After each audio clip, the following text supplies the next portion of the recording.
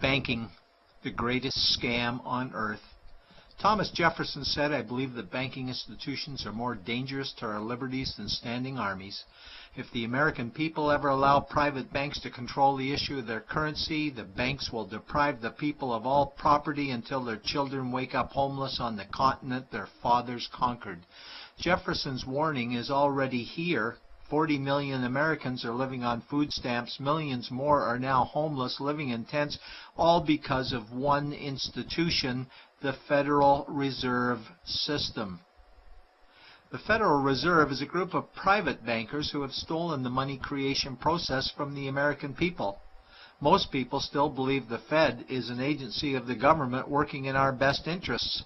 It is not. There is no greater form of evil in the world today, so let's explore the banking scam. None of us have ever been taught anything about money. The reason is to prevent us from learning the truth that money is a trick and money is a trap. When solving any crime, there's a universal truth: follow the money, but with the banking scam, follow it backwards. Where does money come from? The world's money supply is always growing. Where does all the new money keep coming from? Money comes from privately controlled global banks like the Federal Reserve System. They create money every day, which increases the world's money supply. Because all banks are either owned or controlled by private bankers, the real question is, how do private bankers create new money? And the answer is they create it out of thin air. Bankers create money out of nothing. They make it up. It is a fiction. Wow. God-like power to create something of value out of nothing. A stroke of a keyboard and money is created. In fact, only 3% of the world's money is even in the form of bills and coins, which means 97% of all money in the world is just numbers typed on a computer screen. This is part one of the banking scam. Money is created out of nothing. The second part of the scam is this phony money is issued as debt.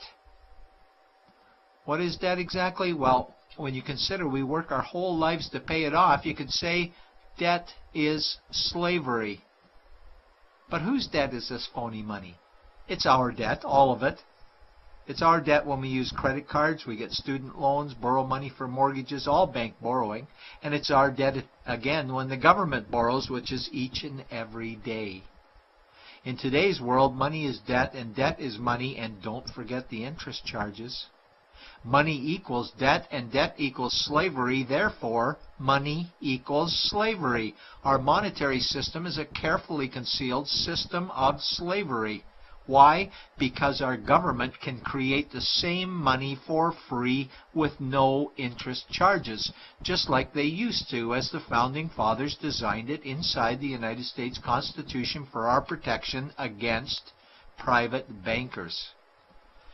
The third part of the banking scam is very evil. When bankers create money from nothing and issue it as debt, they only create the principal portion of the debt. They do not create the money for the future interest payments. There is not enough money in existence for all of us to make our interest payments. In fact, our money creation system is even mathematically impossible. Money issued by the banks, principal debt, does not equal the money demanded back to the banks, principal plus interest. We are forced to play a game of musical chairs to see who can make their debt repayments. This guarantees a world of bankruptcy, competition, and scarcity of money. For example, we go to the bank to borrow money for a house, let's say $100,000.